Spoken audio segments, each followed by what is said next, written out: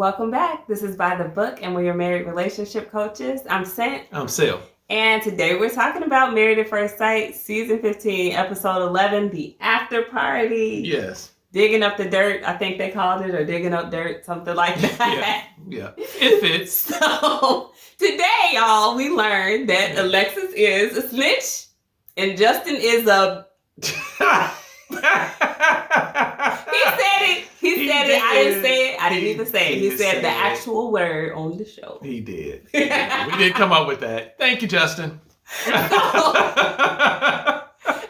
guys, the show opens up with, we've got Mitch on stage, Nate and Justin. Yes. And Keisha's asking them about how it was in this past episode, opening up to their spouses, taking them to their childhood homes and neighborhoods, and sharing their letter to their little selves. Yes. And I think she started off asking Mitch how that was for him. And Mitch is like, hey, it's great for me because the more open I am, the more Kristen likes me. Yes. So, I mean, and we really saw that in real time with them happen. You know, she was a lot more sympathetic to how he is when he opened up. Very true. And yeah, I think it kind of like all goes back, but which he's already said. It goes back to when he said he really wasn't feeling her. And of course. The power dynamic kind of shifted. And so here was Kristen working overtime, trying to prove herself. Hey, I'm a good woman. I can adapt. And so when that whole power shift kind of like came in, and now she's getting tired of it. And so he had to pick it up and show that, hey, I'm okay, dude. And I'm into you. I like you. I could be vulnerable. I could share with you. And so this whole thing, he's learning now that the more he shares, the more their relationship, it just prospers. The more she knows, the more y'all grow. Yeah, I like that. Yeah, that one. So, same question was posed to Nate about him sharing, or he and Stacia sharing their vulnerabilities and childhood memories. And Nate expressed, as we would expect him to, that, you know, he's fine with sharing things. It's just that Stacia wants to go so deep. You know, it's not okay. It's not enough to say what happened. It's like, oh, but how does it make you feel? Yeah. You know, and that's something he's not accustomed to. So he said in his exchanges with her, he tried to be very specific about how he felt in these moments that he was sharing. Yeah. And that worked out well for him. It's understandable. Most men do struggle with being so open that where it's pleasing to the woman that they're with, you know? And so here he is. He's been raised by his dad. He comes from a more man-dominated kind of like situation. Yeah. And so he's not comfortable with going as deep as what Stacia would like for him to do. And so here they are. They bumping heads just a little bit, but he's learning. He's Nate. He's teaching. Yeah, I mean, I think he's doing a good job. Yeah. Moving on that question to Justin. Justin's like, it was easy for me to be open. There's no problem. We know. Yeah. We got that memo. Always ready for something to cry about. Right. That's Justin. So, of course he was. He said he was just glad that Alexis was there for it. Yes. Which I'm like, are you sure? Because he never seems glad that Alexis was there for anything. In the beginning he was. Yeah, no, for sure. Sure. But since, I don't know, maybe shortly after that dog incident, he's been like, I ain't feeling you. Like, Jesus, just get me through these next couple of weeks. You're evil. No. So we move on to the scene. They show a clip of Stacia and Nate with Nate's dad and how he's getting emotional. Keisha asked Nate how that was for him. He kind of told us that was his first time seeing his dad cry, seeing him be that emotional, and it kind of took him back a little bit, not expecting that to happen. Yes, and he goes in and he very well says, you know, hey, I'm a modern man, and he does yoga, he does all of the different type of things that I guess modern men would do, just to reassure and to let us know as the audience that, hey, he is doing some work. Yeah, he's not a caveman. That's what he's telling us.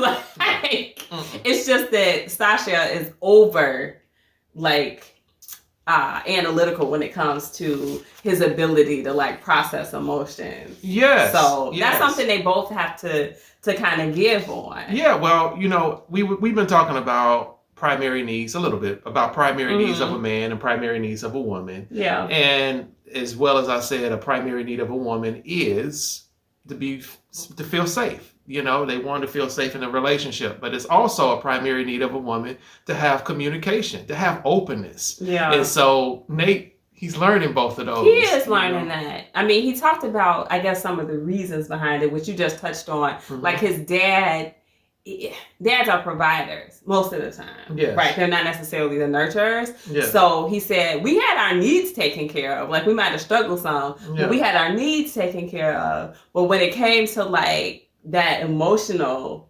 intelligence, he didn't have it. And that translates into his adulthood where he's not able to empathize or sympathize as easily with people. Yeah. So I just like how self-aware he is. Yes. It lends itself to a much, much better relationship experience. It does. And then you can see when you learn in your own relationship, you're able to take a look at others' relationships and be able to kind of analyze and see where they're going wrong as well. And Nate did that later on in the show, but I won't jump. Yeah. I won't jump. Go ahead.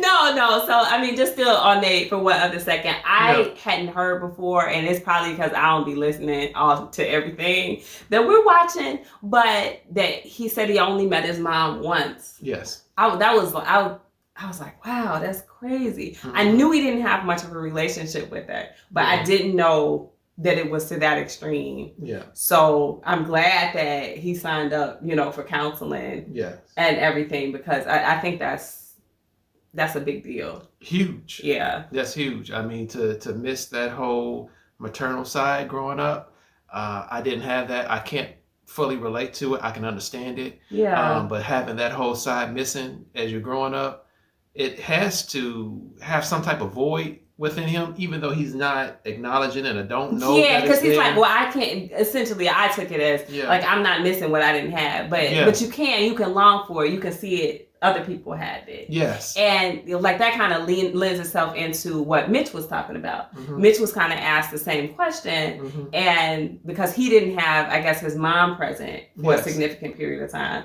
he said he was raised by his dad from the point he was in 4th grade. Yes. And he loved it at first. Of course, like who wouldn't? Because he said he had freedom. Yeah. He was a latchkey kid. If y'all young and don't know what that means. He had the key to his house. It was probably tucked away in the mailbox or something like that. Yeah. And he was able to open up the door, be in the house by himself. But what does that mean? That means you could probably invite friends over and do all kinds of stuff that you're not supposed to do. Yes. So he had all this freedom to be wild and, make his own way.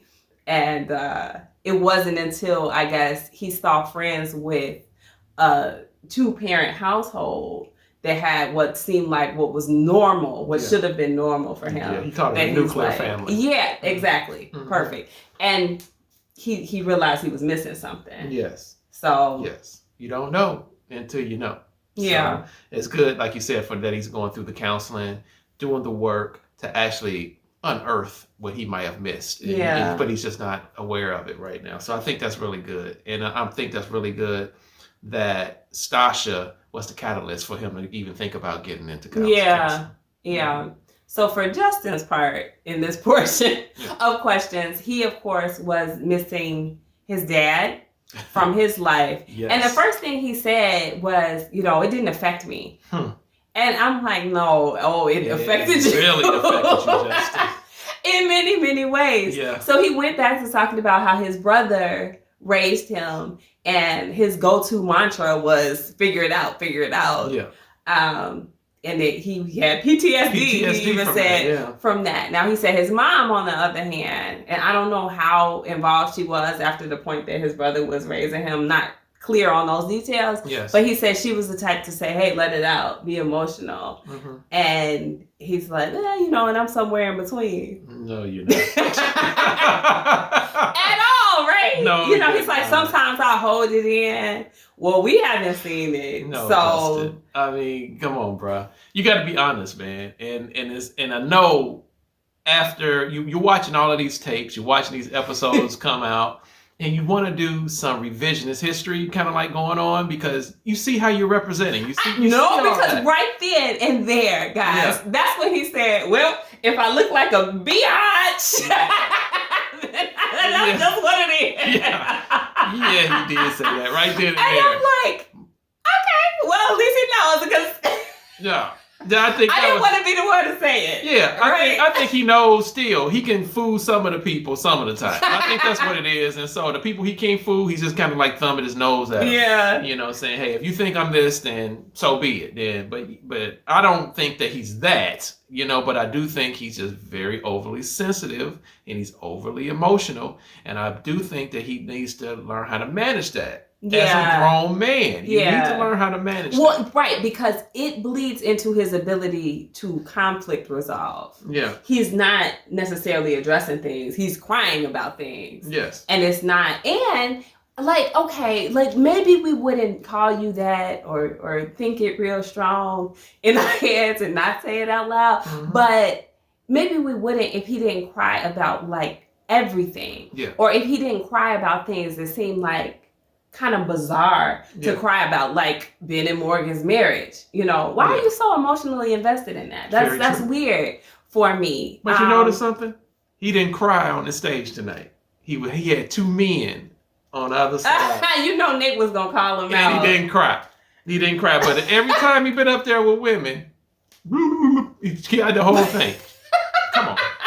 Come on, man. Stop. Yeah, I mean it's the crying about everything that really gets to me, and it's also just other stuff he does like fly kites.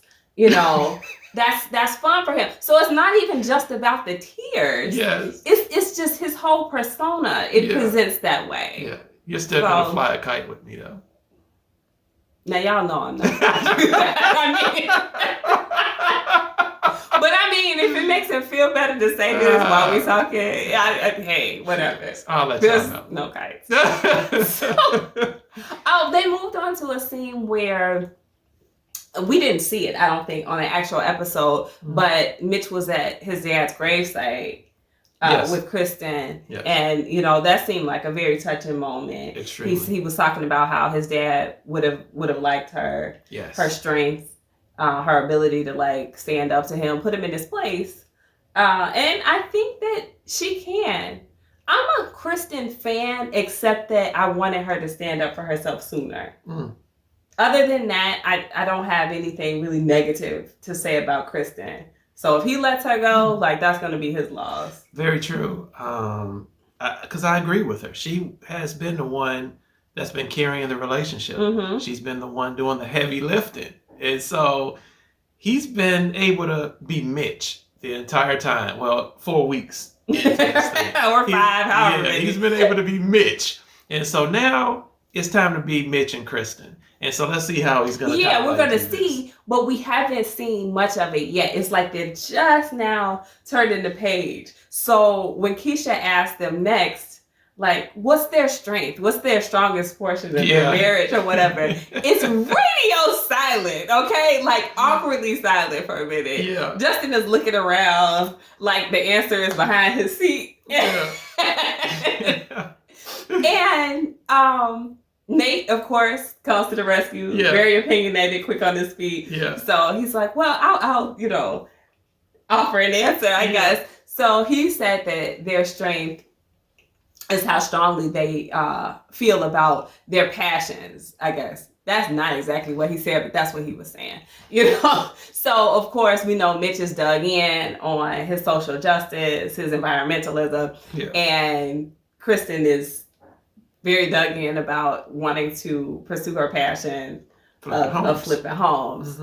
So he says, but, of course, when they're very opposite, they don't match, that can be a challenge. So it was kind of like that crappy answer that you give in an interview. Yeah. That's a non-answer. Yeah. Like your strength is still your weakness. Right, and your weakness is your strength. Yeah. Well, like, what do you consider your weakness? Oh, I work too hard. Yeah. Doing the most. Yeah. So Nate really didn't have an answer, but he tried to make one up for her. Yes. Pretty much, I think everybody should have just said, well, let's see where they go from here. Should have been like, Next question. I'm gonna pass. I'll pass on that. So I think we move on to the scene. They show a little clip of Mitch kind of crying, reading his letter to his younger self, to Kristen. Yeah. And him explaining that he journals. Like, that's what he does. That's how he gets his emotions out. But in him reading it, it was a game changer for him. Yeah. Right. I mean, we saw it. It's kind of what he said earlier. Yeah. And he goes through the whole thing. You can see he's getting choked up as he's looking at it or reviewing it again on the screen. And who comes to the rescue for him, talking about emotions, is good old Justin.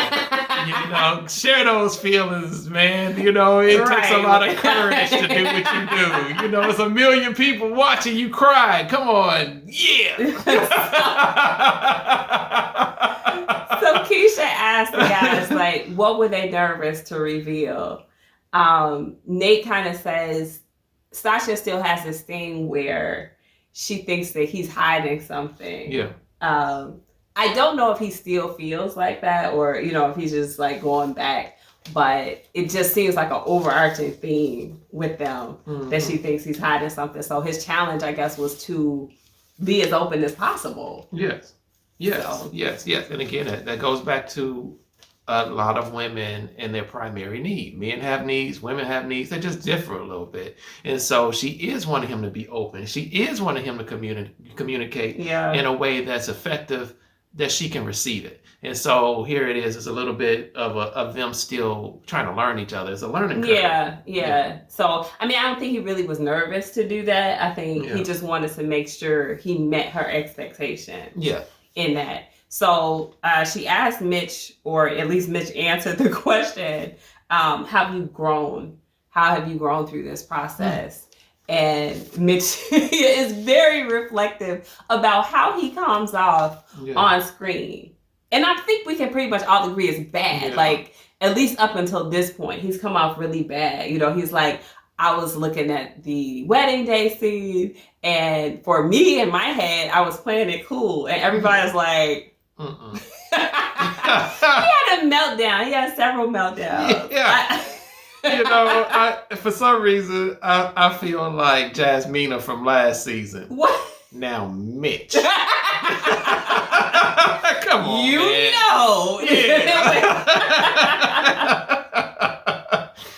Yeah. So, but then we heard again from Justin. We saw a clip, and they talked about Alexis really listening to him during the time when he was sharing about his brother raising him and had the saying, figure it out all the time. Yeah. Now, Keisha chimes in. She says, well, I think she was really soft in that moment, that Alexis was, listening.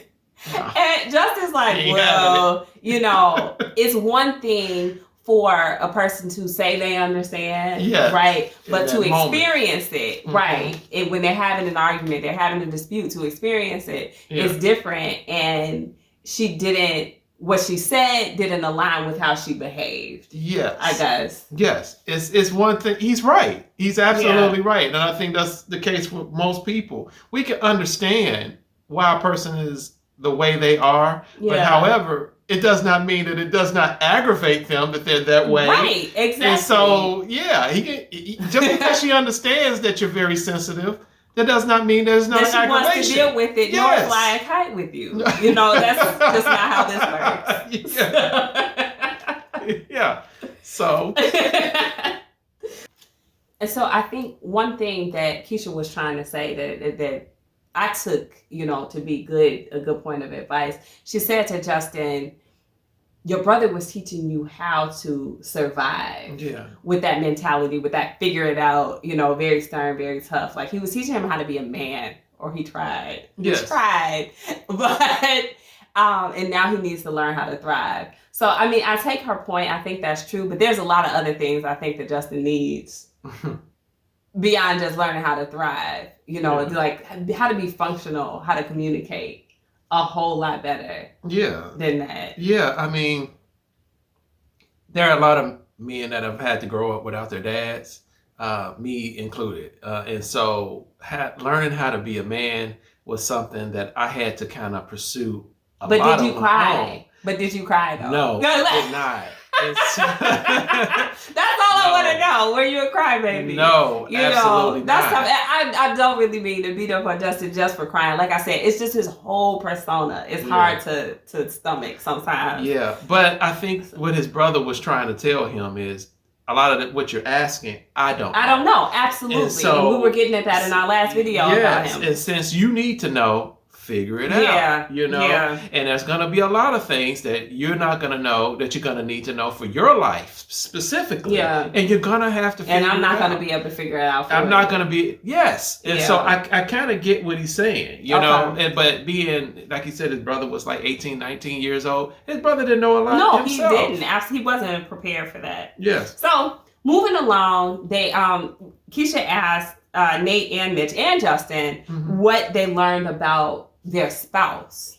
So Nate's thing was he learned that how shy Sasha was. She was introverted, and just in her experience growing up, she became someone wholly different from that. You know, she's not shy. She's out there, bold, willing to speak up. So that was his biggest takeaway from that.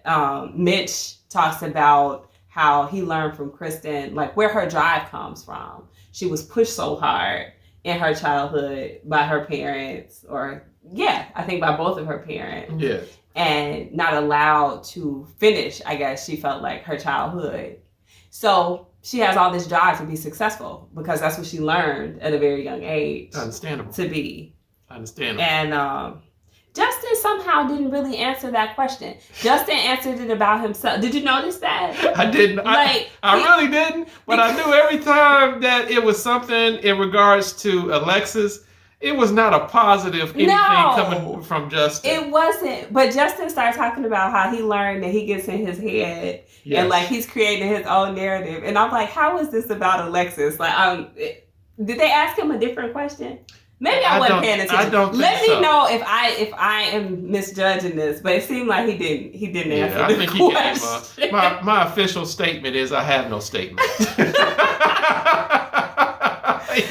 So finally, they asked the guys to chime in on the Bihn and Morgan debacle that's going on, which is kind of the moment we were waiting for. Yes. Right? Because I wanted to know what Justin was going to say. So I think they showed a little clip of it, and then the first person to chime in on this one, surprise, surprise, is Justin. Of course. You know, what do you guys think about this? Justin's first thing out of his mouth, Morgan really frustrates me. Yes. You know, why are you so invested in this? Yeah. Now, for the other guy's part, they both expressed some frustration with Bihn. Yes. Like, they were saying how they understood his point of view. They were kind of on his side, especially Mitch. He was completely team Bihn. And then Morgan came in and explained her side of the story. Yeah. And he flipped. He said 180. He said 180. And they were saying that Bihn did lie. Call them little white lies. Call them big black lies. Call them whatever. Lies to some people are just lies. Yeah. And I think that's how Morgan takes it. Right? Yeah. So their understanding, and then Nate was saying further than that, he was exaggerating things, like just like telling portions of the truth. So he wanted to spin his narrative, it sounds like. Bihn isn't as innocent as, you know, some of us have been reading him to be. Yeah. I think like that's a little bit manipulative. Yeah, of course. The more we kind of learn, the more we can kind of like see Morgan's side of it a little bit more.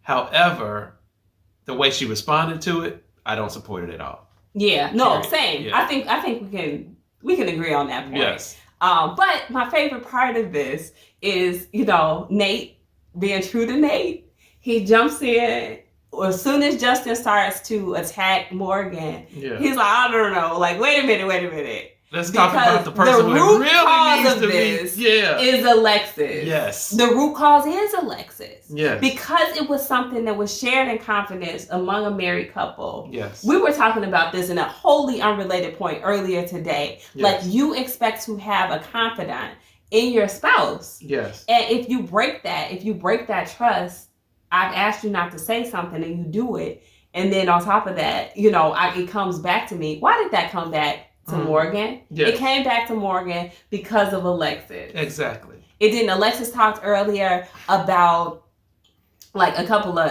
episodes ago when she was on the after party. Well, it's a tight circle, so if you say something, it's going to come back. It did not have to come back from you. It should not have come back like that. No. So Nate was quick to call her on it, and Justin couldn't do anything but agree. But this is really the first time that he said anything like that. Exactly. And it didn't come out of his own volition. It was Nate had to inspire him to agree with him. Yeah. And that's too bad. He says in her doing that makes Alexis a snitch. Yeah. That's exactly what it makes her. That's what it made her. Yeah. And Justin is an accomplice. Yes. He allowed it to happen. He allowed it. He put the call on speakerphone. Yes. He talked to Alexis not once, probably not twice, but multiple times, and he shouldn't have ran his mouth. Exactly. He should have called Alexis out, but that's his wife. So maybe he, I don't think he did, but maybe he would have done it behind closed doors or whatever. But this is the deal. That's a very old saying, and that is snitches get stitches. That one too. But the other saying is loose lips sink ships, and loose lip Alexis sunk Bihn and Morgan's ship. I mean, it went down quicker than the Titanic. That's what she did. Loose lips. Yeah, she shouldn't have said anything. I think she kind of knows she shouldn't have said anything. She looked really sheepish when they were all like, "Oh, let's go over there." She at first she was just sitting there like, she knows she did the wrong thing. She knows she snitched, and she knows that was a weak move. Yeah. So kudos to Nate for calling her on that, because she was a snitch, and what he really wanted to do was also say, and you too, bruh. And you let it happen. Right, exactly. You didn't check her afterwards. No. So I'm sure he had some choice words he would have liked to say to Justin. Because here's the thing. If Justin would have done something that that Alexis didn't feel that he should have done, guess what? She would have told him. Absolutely would have. She would have told him quick, fast, in a hurry. And so here she is sitting there like she didn't do anything. She just sitting in the midst, and he got his arm around her and all this different type of stuff. Hey, that's your wife. I don't have no problem with that. But behind closed doors, Justin, you really should have said something. If you didn't, then shame on you. I know he didn't. So let the shame fall down on him because he didn't do it. Yeah. Anyway, guys, the show wraps up with Keisha asking the guys, like, do they think if there's a chance, I guess, for Bihn and Morgan? And Mitch is like, it ain't looking good. And of course, Nate, ever being Nate, is like, well, I'm still optimistic. For what, Nate? Like, let's be serious. He has to say Why? it. He did not have to say that. Mitch didn't say it. He's under contract. He got to say it. Well, why Mitch didn't say it? Because Mitch is a free spirit. He's ready to go clean up the beaches. So he basically said Morgan just needs to let her walls down. Yes. Be Justin. She sure do. Or whatever you said. It was something like that. That is what he said. It was something like that. Yeah. And Bihn needs to work on being more transparent. Yeah. So Nate was on point with the analytical skills for the other couples this round. Hey, good job, Nate. Yeah. All right, guys. Sorry we went a little long on this one, but it was a lot going on. Yeah. I think. Yeah. So, let us know what you guys think about it. I thought this was hilarious as an episode. Justin calling himself out, Nate calling Alexis out. Perfect. I loved it. Yes. So, like, share, guys, comment, subscribe, hit that bell notification. We'll talk to you soon. Bye.